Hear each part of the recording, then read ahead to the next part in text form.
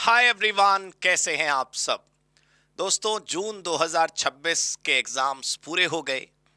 अब हमारा भविष्य हमारे सामने होगा। हमने पेपर दे दिए। अब हमारे पास अलग अलग प्रोबेबिलिटीज होंगी कि हमारे पेपर जैसे गए उसके आधार पर अब हमें क्या करना चाहिए। उन प्रोबेबिलिटीज को रियलिटीज में कन्वर्ट होते हुए हमें प्लानिंग करनी है। अब हम क्या करें। हमारे पेपर या तो बहुत अच्छे हुए होंगे, 70 80 90 100% we must be sure about कि वो पेपर बहुत बढ़िया गए। हो सकता है कि आपको लग रहा हो, आप में से कुछ स्टूडेंट्स को, कि नहीं जी मेरे पेपर तो बहुत खराब गए, ऐसा तो मैंने सोचा नहीं था, मेरी परफॉर्मेंस खराब चली गई, मेरा तो मन कर रहा था बीच में से ही हट जाऊं, तो अब मैं आगे क्या करूं, अभी तो 2 महीने हैं रिजल्ट में। और तीसरे वो लोग होंगे जिनको लग रहा है कि पता नहीं हो भी सकता है कि नहीं भी हो सकता। यही तीन संभावनाएं बनती हैं आपके इम्तिहानों के बाद, आपके एग्जाम्स के बाद। तो दोस्तों, क्या करना चाहिए, इस पर थोड़ी चर्चा कर लेते हैं, और ये बहुत ज़रूरी चर्चा है। अगर आप श्योर हैं इस बात पर कि आपका पेपर क्लियर हो जाएगा, तो फिर सोचना क्या है। मुझे तो नहीं लगता कि इसमें आपके मन में कोई संशय होना चाहिए, कोई डाउट मन में होना चाहिए। भाई, अगर आपने इंटर ग्रुप 1 का पेपर दिया, अभी ग्रुप 2 आपका बाकी है, तो अब तो हो गए पेपर। एक दिन 2 दिन अगर आपने बीच में रिलैक्स कर भी लिया तो बस ठीक है, वैसे तो वो भी नहीं करना चाहिए। अरे एक बार की बात है भाई, संघर्ष कर लो। फिर जब सीएमए आप बन जाएंगे, फिर तो लाइफ टॉप क्लास चलनी ही है। तो अभी आनंद, अभी रिलैक्स और अभी एंटरटेनमेंट के दिन नहीं है। अगर आपको पता है कि आपकी पिछली स्टेज क्लियर है, तो फिर आप नेक्स्ट ग्रुप या नेक्स्ट लेवल की तैयारी करना शुरू करिए ना। भाई, अगर इंटर हो गया तो फाइनल की, अगर एक ग्रुप हुआ तो अगले ग्रुप की। और सर, हमारे तो दोनों के ग्रुप के पेपर हमने दे दिए, तो अब हम क्या करें। दोस्तों, ये भी सोचने का विषय नहीं होना चाहिए। अगर आपका नेक्स्ट लेवल, मान लीजिए इंटर के दोनों ग्रुप आपके हो चुके, पेपर हो गए आपके, फाइनल की तैयारी तो अभी शुरू करने का मन नहीं है, तो फिर क्या करें। सर, 2 महीने में आपने स्किल डेवलपमेंट पर काम करना है। वो आप हमारी चौखट पर करें, कहीं और से करें, वो आपका फैसला है, लेकिन करना तो हो गई। अगर आपका फाइनल का एक ग्रुप पहले से क्लियर है, दूसरा ग्रुप आपने इस वक्त दे दिया, और आपके बहुत अच्छा ईश्वर कृपा से पेपर गया है, बस आपको तो सर्टिफिकेट का इंतजार है, मार्कशीट का, कि कॉन्ग्रेचुलेशन लिखा आएगा। तो ऐसी परिस्थिति में दोस्तों, आपको नहीं लगता कि आपको इंटरव्यू से पहले तैयार हो जाना चाहिए। भाई, 2 महीने बाद तो रिजल्ट आता है, 1 महीने फिर आपकी वो प्लेसमेंट प्रोग्राम चलता है, ट्रेनिंग होती है एसटीपी, फिर कहीं जाकर उसके बाद वो प्लेसमेंट का दिन आता है, तो उसमें बहुत टाइम है, उसको अच्छे से यूटिलाइज करते हैं ना। तो आपने भी स्किल डेवलपमेंट पर फोकस करना है। और अगर आपकी अगला लेवल, अगली स्टेज अभी पेंडिंग है, अपीयर होना है आपको, तो आप उसकी तैयारी तुरंत शुरू कर दीजिए। अगर आपको लगता है absolutely sure about, not clear, देखो डाउटफुल वाली सिचुएशन नहीं, आपको पक्का पता है कि जी नहीं होने वाला, हमें पता है ना हम क्या कांड करके आए पेपर में, तो फिर सोचो दोस्तों, फिर आपको सबसे पहले एक दिन लगाकर पहले अपनी कमियों के बारे में इंट्रोस्पेक्शन थोड़ा सा करना चाहिए। सब्जेक्ट में कितने चैप्टर्स हैं, उनमें से कितनों पर मेरी कमांड मुझे फील हुई, उसमें से कितने चैप्टर्स की मुझे ज़रूरत है, पहले उनको करना है। आपको एक एनालिसिस करना होगा, एक सेल्फ एवेल्युएशन करना होगा। मैं एबीसी एनालिसिस की बात नहीं कर रहा, मैं ये नहीं कह रहा कि जो चैप्टर हमेशा आता है पहले उसको पढ़ लो। दोस्तों, अभी पेपर खत्म हुए, अभी आपके पास सफिशिएंट टाइम है। एक दिन केवल लगाना है आपको अपने इंट्रोस्पेक्शन के लिए, कि भाई एक 17 चैप्टर का सब्जेक्ट है, उन 17 चैप्टर में जब मैंने पेपर दिए तो मैं बिल्कुल ब्लैंक था चैप्टर नंबर 6 8 और 14 को लेकर, तो पहले उन्हें पी जाना है ना। बिल्कुल अपनी कमजोरी को ताकत में बदलना है पहले। दोस्तों, सबसे बड़ी बात पढ़ाई से ज्यादा लिखाई की होती है, हम हमेशा कहते हैं। आपके पास पुराने अटेम्प्ट के प्रीवियस ईयर पेपर होते हैं, हर अटेम्प्ट के दो दो एक एक मॉडल क्वेश्चन पेपर होते हैं, उनको सॉल्व करके देखिए, ज्यादा से ज्यादा प्रैक्टिस करिए।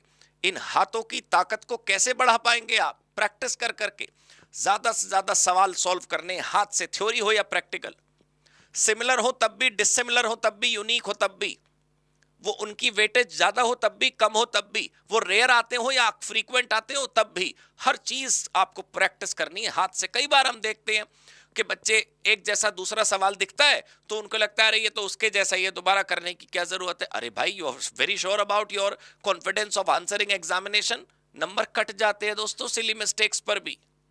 तो क्यों अपने साथ धोखाधड़ी करनी है? आपको नहीं लगता कि अगर पेपर हमारा ठीक नहीं हुआ तो पढ़ तो हम पहले भी चुके थे, इस बार राइटिंग पर हमें फोकस करना चाहिए। I am not only talking about law और audit, I am not only talking about concepts of theory, I am talking about everything, be it theory be it practical. Paper अच्छा हो जाए तब भी लोग कहते इतना लेंथी था, लिख ही नहीं पाए, हमारा तो छूट गया कुछ नंबरों का। कैसे छूट गया भाई? टाइम पर पेपर खत्म करने की प्रैक्टिस, इसका मतलब आपने नहीं करी थी। किसी टेस्ट सीरीज की आपको फिलहाल आवश्यकता नहीं है, वैसे तो हमारी टेस्ट सीरीज होती है आप जानते हैं, लेकिन आपके पास सारे पीवाईपी हैं, सारे एमक्यूपी हैं, क्यों नहीं हाथ से हम सॉल्व करते उसको? ऐसे ऊपर ऊपर से टीके टीके लगा के नहीं छोड़ देना है, टिक टिक कर लिया, ये तो आता है, ये तो नहीं आता, ये एंड का टाइम होता है इसमें ओवरव्यू करने का। तो दोस्तों, अगर आप क्लियर नहीं है तो फिर आप प्रैक्टिस शुरू करिए, और प्रैक्टिस के साथ साथ जिन कॉन्सेप्ट्स में आपको फील होता है कि भाई ये मेरे स्ट्रांग नहीं है, उनके कॉन्सेप्ट भी स्ट्रांग करिए। फिर इसको मैनेजमेंट में बोलते हैं रिवर्स इंजीनियरिंग। कि रिवर्स इंजीनियरिंग का मतलब हमने पेपर सॉल्व किया, हमें लग गया कि भाई फलाना चैप्टर है आईटीसी, मेरे को इसमें गड़बड़ लग रही है, मेरे से सवाल नहीं हो रहे, वो कॉन्फिडेंस नहीं आ रहा, वो ताकत नहीं आ रही, वो फील नहीं आ रही। लेकिन किसी दूसरे चैप्टर के हमने सवाल करे, हमें फील आ गई। तो जिसमें नहीं आ रही उसकी प्रैक्टिस ज्यादा पहले करना शुरू कर देना। करेक्ट? और अगर आपको 50-50 जैसा लगता है, अगर आपको लगता है we are not sure about any result, तो फिर आप क्या करें? जिन सब्जेक्ट्स के पेपर आप दे चुके हैं, पहले तो आप उन्हीं को एक बार दोबारा से रिव्यू कर लीजिए। ये वाली परिस्थिति 50-50 वाली किन के लिए है? कि जिन्होंने पेपर दे दिए और उनका चाहे अगला ग्रुप बाकी हो चाहे नहीं बाकी हो, पहले जो जिसमें कमी महसूस हो रही है, पहले उसी को आपने रिव्यू करना है। आपने पहले रिव्यू करना है कि जो पेपर दिया उसमें क्या कमी रही, ऐसा क्यों हो रहा है कि हमें 50-50 फील हो रहा है, और उसके बाद डिसीजन लेना है कि अब हम अगले ग्रुप की तैयारी शुरू कर दें या नहीं। सिंपल सिस्टम है, बस आप ध्यान रखिएगा दोस्तों। अगर आपके पास आगे समय है, कौन लोग ऐसे हैं जो इंटर के बोथ ग्रुप दे चुके हैं, चाहे एक ग्रुप क्लियर है या दोनों ग्रुप अभी आपने एक साथ दे दिए और अब आपने फाइनल में एडमिशन लेना है, तो दोस्त जिनका इंटर ग्रुप बोथ ग्रुप हो गया, अपीयर्ड इंटर बोथ ग्रुप, या फिर अपीयर्ड फाइनल बोथ ग्रुप या लास्ट ग्रुप, बोथ या फिर लास्ट, तो इनको क्या करना है? इनको सर अपनी जिंदगी में कोई गैप ना रहे, करियर में कोई रुकावट ना रहे, इसलिए इस टाइम को बेटर यूटिलाइज करना है। क्या करोगे इंतजार करके? अरे 2 घंटे बर्बाद करने हो तो ऐसे तो कुछ भी करने लगो। सर आप वो सारी स्किल्स क्यों नहीं सीख लेते? देखो, थोड़ा सा गिर के, अटक कर, फंस कर, परेशान होकर, रुकावटों को देखकर समझोगे, उससे अच्छा है कि अब समझ जाओ। आपने देखा नहीं, हमने चैनल पर इंटरैक्शंस की वीडियोस डाले थे। I took personally interview of people who have qualified CMS. उन्होंने बताया कि प्रैक्टिकल स्किल्स का कितना इंपॉर्टेंस है। वो इंटरव्यूज देखिए आप जो मैंने लिए।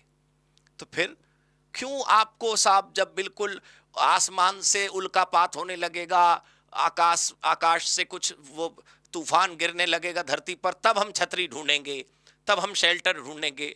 अरे भाई, आप धूप को नहीं रोक सकते, छाता तो लगा सकते हैं। आप बारिश को नहीं रोक सकते, आप छाता तो लगा सकते हैं।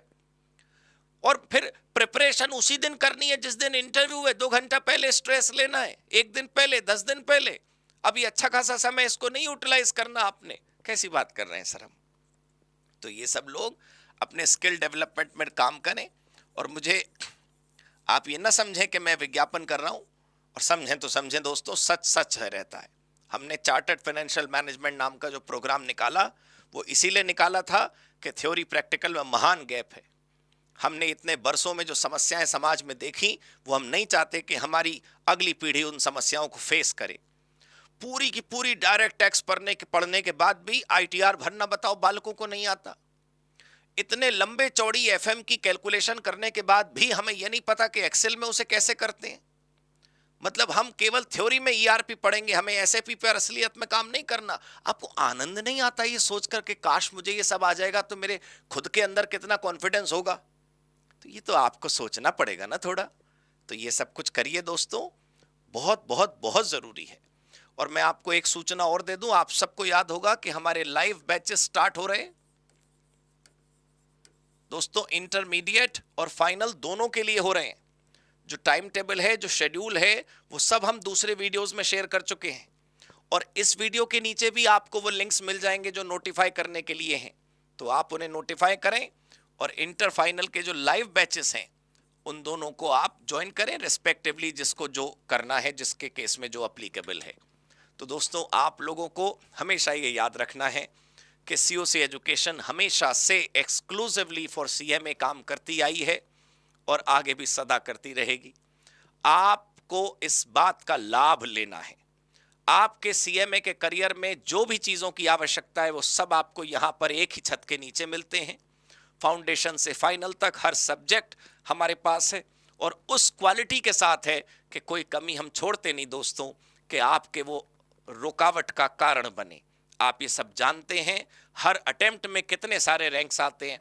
आप लोगों ने हमें नाम दिया rankers factory, right? We produce ranks every attempt, every attempt, every attempt, and that is actually true. आप सब इस बात से अग्री करेंगे। तो दोस्तों, अब देरी नहीं करनी, अगले ही पल से जब ये वीडियो समाप्त हो आपने अगला कदम उठाना है। रिस्पेक्टिवली जिस भी स्टेज पर आप हैं उसके हिसाब से आपको आगे बढ़ना है। गॉड ब्लेस यू दोस्तों, थैंक यू सो मच। जय सीएमए, जय सीओसी।